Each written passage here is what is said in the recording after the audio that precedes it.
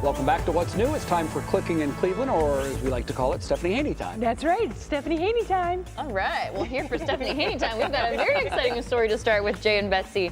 Listen, the current #1 movie in the U.S. on Netflix was filmed in part in Lakewood and Chagrin Falls back in 2018. How about that? The thriller called I See You came out in 2019, starring Helen Hunt. And we're not giving any spoilers away here, but look at these aerials. There's a few spots to watch for. Shots of Chagrin Falls that move over the bridge and look toward Grove Hill in the opening. Now, most of the action is set inside a lakeshore house on Edgewater Drive in Lakewood.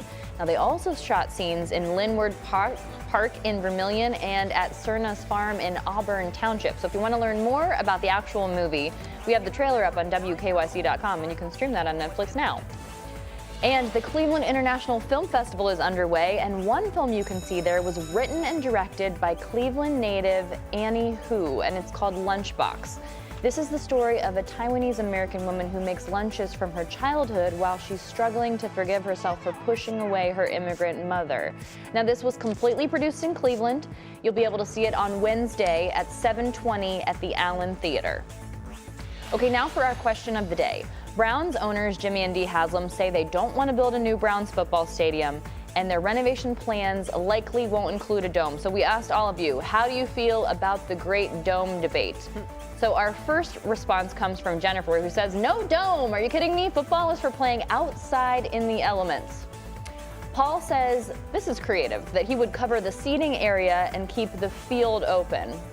All right, interesting take there. And Justin says it's about more than football, that he's tired of the stadium being underused, and a dome would hopefully bring more opportunities for events that bring money to the Cleveland area. Now, if we go to the WKYC What's New Facebook group, Charles says it is about football, and a dome would make Cleveland be able to host a Super Bowl. True.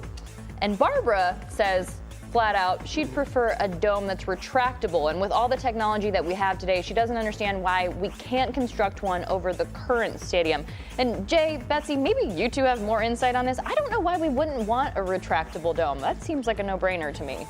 I think a lot of it has to do with like engineering and Yeah. how that would all work out. Can't just pop it on top? No, it doesn't work. It'd be like turning your car that is not a convertible into a convertible. Can I it see. be done? Yes. You know, yeah, it can be done, but it might be more expensive than it would be just to build a new one.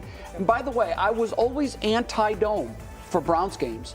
And then I went to the Saints game right around Christmas this year. It was the day after Christmas. That's the one where I was forecasting the 50 below zero wind chills. Now I'm all for a dome. And they brought all the people down? Is that Yes, theme? they said, come on down. Yeah. Get out of the, the wind was blowing up in the top.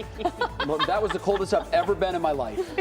It was unbelievable. Yeah, that sounds bad. My little popsicle. Yes, I was. All right, tonight's Worth the